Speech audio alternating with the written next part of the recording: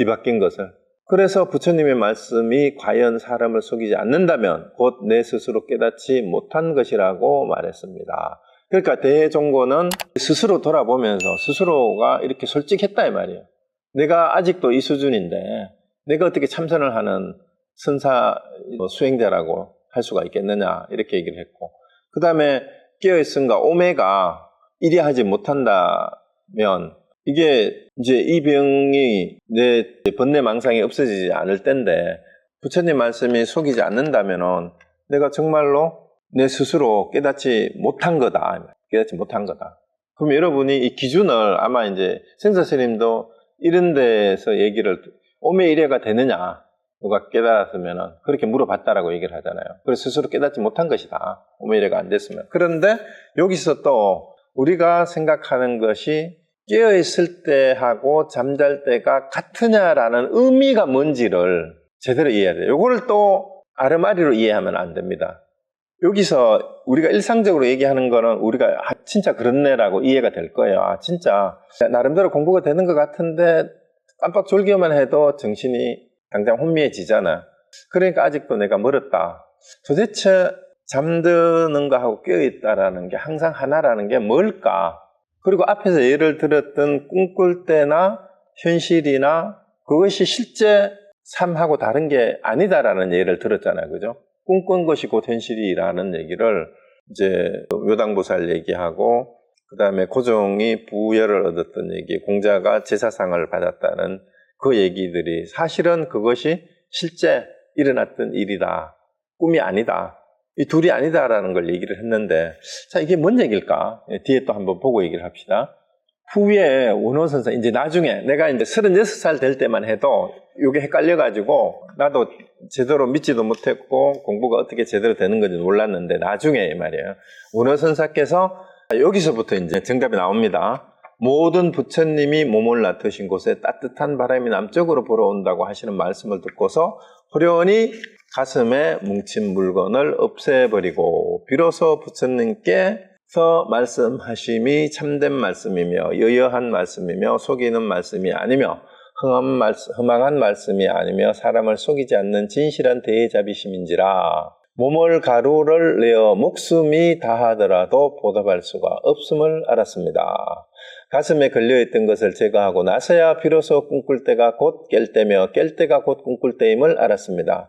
부처님께서 말씀하신 깸과 잠듦이 항상 하나라는 것을 비로소 스스로 알았으니 이러한 도리는 다른 사람에게 잡아내어 보여줄 수가 없으며 다른 사람에게 이야기할 수도 없습니다. 꿈속의 경계와 같은 것은 취할 수도 없으며 버릴 수도 없습니다. 이렇게 얘기했어요. 자, 이 부분을 잘 보셔야 돼요. 자, 이제 원호선사가 모든 부처님이 몸을 놔두신 곳에 따뜻한 바람이 남쪽으로 불어오다 하는 이 말씀을 듣고서 호련히 가슴에 뭉친 물건을 없애버렸다는, 이 누가 그랬다는 얘기예요? 대종고선사가 그랬다는 얘기예요. 그래서 이거는 어디서 나온 말이냐 하면은 원래는 원호극근선사가 옛날에 운문스님이 법문한 것을 인용을 해서 법문을 했어요. 근데 대종고가 우리가 첫 시간에 대종고 스님의 그 생애에 대해서 잠깐 말씀을 드렸잖아요. 출가를 해가지고 처음 어디에 갔다 그랬어요? 조동정 선사한테 갔는데 제대로 공부가 진전이 없고 그 의심이 완전히 타파되지가 않아서 나중에 이제 조동정을 나와서 다른 담당 그 선사에게 찾아가가지고 공부를 했는데 그때 그 스님이 돌아가시면서 나한테서 공부가 다 안 되면은 나중에 원호 스님을 찾아가라 하는 그 얘기를 듣고 이제 담당 선사를 말씀을 듣고 나중에 원호 스님을 찾아서 만나서 한 40일이 채 안 됐을 때 원호 국근 선사가 법문을 하는데 이 얘기를 들은 거예요. 그때 내가 잠깐 이 얘기를 했어요. 근데 그때 이제 원호 국근 선사가 법문 내용이 요 내용인데 뭐라고 했냐 하면은요. 옛날에 전에 운문선사가 어떤 스님이 운문스님한테 묻기를 어떤 것이 모든 부처가 몸을 드러내는 곳입니까? 여기 몸을 놔두는 곳입니까? 몸을 드러낸다 이 말이에요. 그러니까 이제 한 학인이 운문스님한테 물었어요. 모든 부처님이 몸을 드러내 보이시는 곳, 놔두시는 곳이 어딥니까? 라고 이렇게 물었어요. 이렇게 물으니까 운문스님은 뭐라고 했는가 하면은 동산이 무리로 간다 이렇게 얘기했어요. 산이 무리로 간다. 동산이 무리로 간다. 이런 말 들어보셨죠? 이렇게 얘기했는데 이게 원어선사의 본문이에요. 이전에 어떤 스님이 한 학인이 운문 스님에게 묻되 모든 부처님이 몸을 나타주신 곳이 어딥니까? 하니까 운문 스님께서는 동산이 무리로 간다 했는데 나 원어 극근은 이렇게 얘기한 거예요. 나는 훈풍이 자남내하니 이렇게 얘기를 했어요. 훈풍이 남쪽에서 불어오니 절지붕의 모서리가 서늘하구나 라고 대답하겠다. 그래서 이거를 뒤에 거를 깨고 그냥 훈풍이 자남내다 라고 얘기했다라고도 알려져 있어요. 그래서 이렇게 하는 말을 듣는 순간에 대해가 확 깨달았다 이 말이에요. 그러면 여기서 이것도 이제 하두예요. 자, 그러면 앞에 우리가 이런 본문을 아름아리로 머리로 이해를 하면은 앞에 뭐라 그랬어요? 모든 부처님이 나오신 곳이 어딥니까? 하고 물었는데 운문스님은 동산이 무리로 간다라고 대답했는데 원어는 운문은 이렇게 대답했는데 나는 훈풍이 자남내 한다. 훈풍이 훈훈한 바람이 남쪽에서 불어온다라고 대답하겠다. 이렇게 얘기를 하면은 마치 언어 급근이 맞고 운문이 틀렸기 때문에 내가 다시 말한다 이렇게 받아들여요. 근데 그거 아닙니다. 운문스님의 말도 맞아요. 모든 부처가 나오신 곳이 어디냐 했는데 운문스님이 왜 동산이 무리로 간다고 하셨냐, 그 뜻이 뭐냐를 알면 원어가 훈훈한 바람이 남쪽에서 불어오는데 정각의 모서리가 서늘하다라고 한 뜻도 알아요. 이게 둘이 아니에요. 똑같아요. 그런데 이 말을 듣고 어쨌든 원어 극근선사가 운문스님의 본문의 내용을 듣고 나 같으면은 이렇게 대답하겠다. 훈풍이 남쪽에서 불어오니까 절 모퉁이에 정각의 모퉁이가 서늘하다. 이렇게 얘기하는 걸 듣고 홀연히 가슴에 뭉친 물건을 없앴다는 이 답답하게 뭐가 꿈과 깨어있음이 하나인지 아닌지 이런 거를 이제 더 이상 고민하지 않아도 될 만큼 이제 의문이 다 풀려버렸다 이 말이에요. 그래서 비로소 부처님께서 말씀하신 참된 말씀이고 유효하고 속이는 말씀이 아니고 험한 말씀이 아니며 사람을 속이지 않는 진실한 대자비심인지라 몸을 가루를 내어 목숨을 다하더라도 보다 좋을 알았습니다. 그리고 이게 가슴에 걸려있던 게 다 이제 제거가 되고 꿈꿀 때가 곧 깰 때며 깰 때가 곧 꿈꿀 때이며 알았습니다. 자, 이거 이제 알았다는 얘기잖아요. 그 부처님께서 말씀하신 깬과 잠듦이 항상 하나다. 그것을 비로소 알았으니 어떠한 도리는 다른 사람에게 잡아내며 보여줄 수가 없으며 다른 사람에게 이야기할 수도 없습니다. 꿈속의 경계와 같은 것은 취할 수도 없으며 버릴 수도 없습니다. 자, 그러면은 저한테 만약에 꿈꿀 때와 깨어있을 때가 하나라는 것이 어떤 것입니까? 하고 묻는다면은 오늘 월드컵 축구 노르웨이하고 잉글랜드가 어떻게 됐을까요? 월드컵 축구가 참 재밌네 라고 얘기하겠습니다. 말장난이 아니에요. 그러면은 여러분은 꿈꿀 때와 꿈꾸지 않을 때라는 이게 같다라는 말이 하나라는 말이 어떤 뜻인지를 알려면은 이 답을 알면 된다 이 말입니다. 모든 부처님이 나타낸 것이 어딥니까? 하는데 훈훈한 바람이 남쪽에서 불어온다. 이렇게 대답한 뜻이 뭐냐? 이걸 알면 꿈과 꿈 아님, 꿈과 깨어있음이 하나인 자리를 안다 이 말이에요. 꿈과 깨어있음이 하나인 자리가 어디예요? 어딥니까? 오늘 노르웨이를 응원합니까? 잉글랜드를 응원합니까? 여러분은 어느 쪽이 이겼으면 좋겠어요? 우리 서부사님 축구 보세요? 관심 없어요? 그냥 봐도 재미가 있는데 어느 한쪽을 응원하면 더 재밌기도 한데 그 응원하는 관심을 가지고 보는 그 자리가 훈훈한 바람이 남쪽에서 불어오는 자리입니다. 이게 둘이 아니에요. 둘이 아니라는 걸 아시면 됩니다. 자, 그럼 또 그 다음 봅시다. 편지를 보니 저에게 묻되 깨닫기 이전과 이미 깨달은 후에는 다름이 있습니까 없습니까 하시니 저도 모르게 사실에 의지하여 대답하겠습니다. 자, 그러면은 대종고가 깨달은 후에 하고 깨닫고 나서 뭔가 같으냐 다르냐 물었어요. 대종각의 답이 뭐냐 하면 자세하게 온 편지를 읽으니 글자마다 지극한 정성이어서 선을 묻지도 않으며 또한 따져 묻는 것도 아니기에 옛날에 의심했던 것을 토로할 수밖에 없게 되었습니다. 그러니까 이제 대종고도 옛날에 내가 당신처럼 그 의심이 있었던 것을 내가 솔직하게 나도 얘기해 주겠다 이 말입니다. 원컨대 거사께서는 시험삼아 방거사가 말씀하신 이 방거사 어록에 나오는 말이에요. 다만 모든 있는 것을 비우고 절대로 모든 없는 것을 채우지 말라. 이 말을 붙잡아 들어보십시오. 이걸 화두로 삼아서 공부해보라 이 말입니다. 다만 모든 있는 것을 비우고 있는 것은 다 비우고 이 말이에요. 절대로 모든 없는 것은 채우지 말라는 것을 붙잡아서 잘 참고해보라 이 말입니다. 먼저 눈앞의 일상적인 경계를 꿈이라고 이해한 후에, 이거는 이론적으로 흔히 얘기하죠. 일상적인 경계가 금강경에서 얘기하듯이 다 이게 꿈이다. 그 이해를 하셨으면 머리로는 뭔가 이해를 할 것 같아요. 금강경 설명할 때 색성향 미처법이 다 우리의 뭐예요? 안입이 설신의가 육식을 일으켜가지고 만들어낸 것일 뿐이기 때문에 그게 경계니까 한 포령과 같다라는 얘기는 금강경에서는 뭐 그렇게 얘기를 하잖아요.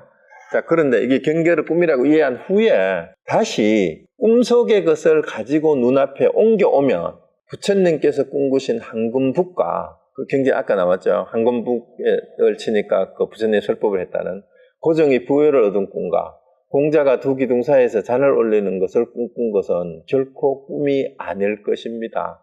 이게 그대로 현실이었잖아요. 그죠? 그러면은 꿈속의 것을 가지고 눈앞에 옮겨오면, 말이에요. 꿈속의 것을 가지고 눈앞에 옮겨오면. 자, 그러면 아까 그 꿈 해몽가의 얘기도 이거 똑같은 말이에요. 저나 꿈은 잠잘 때만 꾸는 것이 아니옵니다. 자, 그러면 꿈속의 것을 가지고 눈앞에 옮겨온다라는 말이 이게 뭔 말이에요? 결국은 우리가 꿈을 꿔요. 꿈꿀 때도 꿈꾸는 줄 모르지만 결국은 그게 누구 꿈이에요? 자기의 꿈이지만 꿈을 깼어요. 꿈을 깨고 나서 꿈을 생각하면서 꿈을 생각해서 내가 이런 꿈을 꿨는데 라고 하는 게 꿈을 가지고 오는 거잖아요. 그렇죠? 그게 맞죠? 꿈속의 것을 가지고 지금 내가 꿈꿨던 얘기를 여기 가지고 와서 얘기를 하면은 그게 꿈속의 것을 가지고 눈앞에 옮겨오는 거예요. 근데 그게 현실이에요? 아니에요? 지금 내가 꿈 얘기를 하고 있으면은 내가 얘기하고 있는 이것이 곧 뭐예요? 꿈이죠. 근데 그 꿈이 뭐예요? 내 삶이에요. 내 삶을 떠나서 꿈이 따로 없어요. 그러니까 잠잘 때만 꿈꾸는 게 아니라는 얘기고 꿈과 꿈꾸지 않음, 깨어있음이 하나다라는 얘기가 그 얘기예요. 그게 뭘까요? 알든 모르든. 꿈꿀 때는 사실 우리가 일반적으로 꿈꿀 때는 자기가 꿈꾸는 줄 잘 모르죠. 근데 간혹 가다가 꿈속에서 자기가 꿈꾸는 줄 알 때가 간혹 있어요. 그런 경우 조금씩 있죠. 그죠? 그러거나 말거나 사실은 뭐예요? 내가 꿈을 꾸는 줄 모르거나 꿈꾸는 줄 알거나 꿈 깨고 나서 꿈꿨다는 걸 알거나 간에 그 모르는 놈이나 그걸 아는 놈이나 같은 놈이에요? 다른 놈이에요? 그게 달라요? 너무 쉽지 않나요? 그것만 알면 돼요. 그것만 알면 됩니다. 그래서 그것은 꿈꾼 것이 결코 꿈이 아니다라는 얘기예요. 그래서 꿈과 꿈 아닌 것이 하나다라는 얘기는 그 얘기입니다. 자, 그래서 여러분 더 이상 꿈꾸지 마세요 할 필요도 없어요. 꿈을 꾸지 않으려고 할 필요도 없고 꿈이 꿈 아닌가, 꿈이고 현실임을 알면 됩니다. 여러분이 꿈꾸는 것, 여러분 생각하는 것이고 여러분의 삶이라는 거 알면 꿈이 따로 있지 않습니다. 자, 그 다음에 진교수 부경에 대한 답서입니다. 자, 이 도는 정막하지만 오늘을 벗어남이 없습니다. 이 도는 우리 이제 선종의 대종고가 말하는 불문의 선종의 깨달음이에요. 아니면 불교의 깨달음입니다. 고요하고 뭐라고 적요라고 했어요. 고요하고 적요. 뭐라고 말할 수 없다라는 게 적요라고 표현된 것뿐이에요. 그런데 지금 지금 여기 이 자리를 떠나서 따로 있지 않다 이 말입니다. 무출금일은. 오늘을 벗어남이 없다. 지금 우리의 삶을 벗어나는 게 없다. 그러니까 깨달음이라고 하는 것은 불교에서 말하는 깨달음은 뭐라고 말로 될 수 있는 게 아니지만 이게 고요하고 적막하지만 이 말이에요. 근데 지금 여기 오늘 우리가 살아가는 이 일상을 벗어나는 것이 없다 말이에요. 삿된 스승의 법을 사람이 차치와 같아. 각각 스스로 무상도를 얻었다고 이제 악마와 같다 이 말입니다. 마구니처럼 무상도를 얻었다고 말하면 모두 삿된 말을 외쳐서 범부들을 속여 미혹해 합니다. 그래서 이제 삿된 스승들이 여기는 주로 이제 외도도 있지만은 계속 비판하는 게 누구예요? 묵조선 하는 사람들을 얘기하는 거예요. 그래서 그러므로 제가 매번 이것에 이를 갈고 목숨을 아끼지 않고 이것을 부축하여 강명종자로 하여금 우리 가문에 강명종자는 강명이란 말은 빛 밝음이란 뜻이니까 지혜의 비유고 뿌라즈나 반야의 비유라고 이해하면 됩니다. 반야 지혜의 종자 씨를 우리로 하여금 우리 가문에 우리 불문에 이 말이죠. 불자들의 불문중에 이렇게 이사하면 됩니다. 본분사가 있음을 알게 하여 삿된 견해의 그물에 떨어지지 않게 하려고 합니다. 만에 하나 중생계에서 부처의 정자가 끊어지지 않게 한다면 또한 부처님의 큰 은혜를 헛되이 받는 것이 아닐 것입니다. 이른바 이 깊은 마음을 가지고 티끌국토를 받는다는 것이 부처님의 은혜에 보답하는 것이라고 하는 것입니다. 그러나 또한 때를 알지 못하고 힘을 헤아리지 못하는 것이 하나의 일입니다. 그대는 이미 이 가운데 들어온 사람이니 이 가운데의 일을 설하지 않을 수 없어 붓을 잡으니 나도 모르게 여기까지 이르렀습니다 하고 이렇게 그냥 바로 끝나요. 이 사람한테 아주 심플하게. 그러니까 여기는 핵심이 뭡니까? 이 돈은 고야하고 적막하지만 오늘을 벗어나는 게 없다. 여기서 다 끝났어요. 한마디로. 그리고 우리 불문 중에 본문사가 있다. 그러니까 이미 이 답서를 받는 진 교수는 상당한 경지에 이르렀음을 인정하는 거예요. 그때는 이미 이 가운데 들어온 사람이니까 뭐 일일이 더 이상 얘기할 게 없는데 그냥 답신을 받고 편지를 쓰다가 보니까 또 짤막하게 적었는데도 쓸데없이 말을 여기까지 많이 적었다 이렇게 또 얘기를 한 겁니다. 자, 그 다음에 마지막 인파는 소첨에 대한 답서입니다. 여기도 요게 짤막한 요게 다예요. 편지를 받아보니 한 말씀 구하기 위하여 신도인과 함께, 신도인은 믿는 사람, 도를 믿는 사람이라고 그냥 그대로 이해하시면 됩니다. 신도인. 깨달음을 믿는 사람들과 함께 공부를 하신다고 하셨는데 이미 원각경을 보았다면 경 가운데 어찌 한마디 말에 그치겠습니까? 한 말씀 구합니다. 한 말씀 해주십시오. 이렇게 얘기했겠죠, 편지로. 그러니까 이제 원각경을 봤다라고 이제 썼으니까 원각경에 어찌 한 말씀만이 있겠냐 이 말입니다. 모든 대보살들이 각각 스스로 의심하는 곳에 따라 물으니 그 원각경에 나오는 내용이에요. 보살들이 묻고 답하는 석가모니 부처님 세존이 답하는 건데 세존께서 의심하는 것에 의거하여 낱낱이 분명히 분석하신 큰 단락이 분명하고 명확합니다. 전에 주었던 하두도 또한 그 속에 있습니다. 그러니까 이제 경전의 말씀이 한 말씀만 있는 게 아니라 엄청 세세하게 보살들이 묻는 데마다 이제 우리 세존께서 다 얘기를 분명하게 하나하나 다 대답했지 않느냐. 이 말이 한 말씀이 아니라 얼마나 많은 말을 해놨는데 원각경을 봤다면 또 이 말이 뭐냐 약간의 쫑코예요. 원각경을 봤다고 하면서 한 말씀 해달라 그러면 원각경에 한 말씀이 아니라 수많은 말씀이 있는데 원각경을 봤으면 그 말에서 알아채야지 이 말이에요. 그 중에 얼마나 많은 말이 있는데 그 중에 하나만 제대로 알아들어도 알아들었을 거 아니냐. 그리고 내가 들으라고 했는 하두도 바로 원각경의 말씀하고 똑같은 거다 이 말입니다.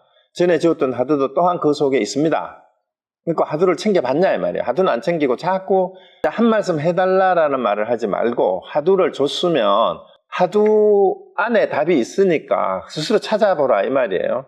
하두도 또한 그 속에 있습니다. 경전에 이르시되 언제든지 망연된 생각을 일으키지 말며 모든 망심을 또한 쉬어 없애려고도 하지 말며 망상이 일어나는 걸 억지로 없애려고 할 필요도 없다 이 말이에요. 생각을 일으키지도 말아야 되지만 일어난 생각을 없애려고 하면 없애려는 생각이 또 더 붙어. 그래서 망상의 경계에 머물러 있으면서 완전한 알을 보태지 말며 이거는 뭐 흔히 하는 말이 이 말이 가장 친절하다 이 말이 망상의 경계에 머물러 있으면서 완전한 알을 보태지 말며 이게 여러분 우리가 하는 제일 많은 실수가 이거예요. 자기는 아직 정리가 안 돼가지고 온갖 생각이 뒤죽박죽 돼가지고 있는데 자꾸 여기다가 뭐래요? 부처님 말씀 제대로 된 말씀을 한마디 좀 해주세요.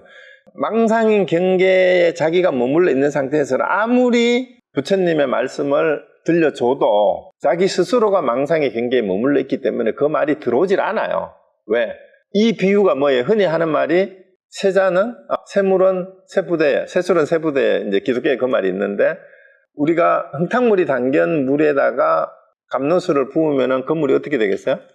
흙탕물이 가득 담긴 그릇에다가 아무리 맑은 감로수를 따라 준들 큰 흙탕물로 자기가 가득 찬 그릇에는 감로수를 부어봐도 또 이렇게 흙탕물이에요. 역시 흙탕물입니다. 그래서 완전한 알물, 그러니까 감로수를 받기 위해서는 어떻게 해야 됩니까? 먼저 그릇을 비워야 돼요. 비워야 된다 이 말이에요. 깨끗하게 비워야 돼. 그게 망령된 생각을 일으키지 망령된 경계에 머물러 있으면서 완전한 알물, 요게 이제 이론으로 자꾸 요것저것 이 말 듣고 저 말 듣고 이 경전 보고 저 망경 보고 또 이 선생님 찾아가지고 이 말도 가지고 저 말도 가지고 해봤자 그건 전부 다 뭐예요? 망상에 섞이면 망상에 뒤죽박죽이 돼가지고 완전한 암도 전부 다 망상이 돼버려요. 그게 망상의 경계에 자신이 망상의 경계에 머물러 있으면 완전한 암을 보태지 말라는 얘기는 먼저 자기 마음을 비우고 망상을 버리는 거를 먼저 하세요. 자기가 아직도 마음의 준비도 안 된 상태에서 이런 경전의 말씀을 아무리 주워 넣어봤자 그게 전부 다 머릿속에 뒤죽박죽만 되고 아는 척만 하게 되고 이렇게 됩니다. 그래서 이 말이 가장 친절하다라고 칼로 쳐서 해놨어요. 대종고가. 그래서 완전한 알미 없는 데서 진실을 판단하지 말라. 자기가 완전히 알았지 못했거든. 이게 맞다 틀리다라고 진실을 판단하지 말라는 얘기입니다.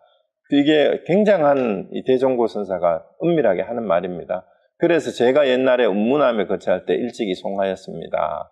옛잎은 둥글둥글 구울 것 같고 마른 푸른 뾰족뾰족 송곳과 같다.